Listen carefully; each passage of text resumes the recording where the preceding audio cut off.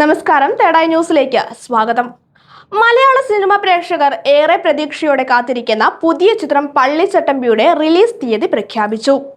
ടൊവിനോ തോമസിനെ നായകനാക്കി ടിജോ ജോസഫ് ആന്റണി സംവിധാനം ചെയ്യുന്ന ചിത്രം ഏപ്രിൽ 10-ന് ലോകമെമ്പാടുമുള്ള തിയേറ്ററുകളിലെത്തും.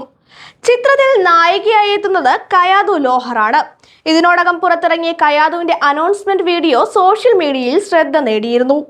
തമിഴിൽ സൂപ്പർ ഹിറ്റായിരുന്ന ഡ്രാഗൺ എന്ന ചിത്രത്തിലൂടെ ശ്രദ്ധ നേടിയ കയാതു പള്ളിച്ചട്ടമ്പിയിലും പ്രധാന സ്ത്രീ കഥാപാത്രത്തെയാണ് അവതരിപ്പിക്കുന്നത്. ഈ ചിത്രത്തിന്റെ പ്രധാന ആകർഷണം ഇതുവരെ കാണാത്ത ഒരു വ്യത്യസ്ത ലുക്കിലാണ് ടൊവിനോ തോമസ് എത്തുന്നത് എന്നതാണ്. 1950-60 കാലഘട്ടത്തെ പശ്ചാത്തലമാക്കി കഥ പറയുന്ന ഈ ചിത്രം കാലഘട്ട ചിത്രങ്ങളുടെ സ്വഭാവ സവിശേഷതകൾ പൂർണ്ണമായും പകർത്തുന്ന രീതിയിലാണ് ഒരുക്കിയിട്ടുള്ളത്.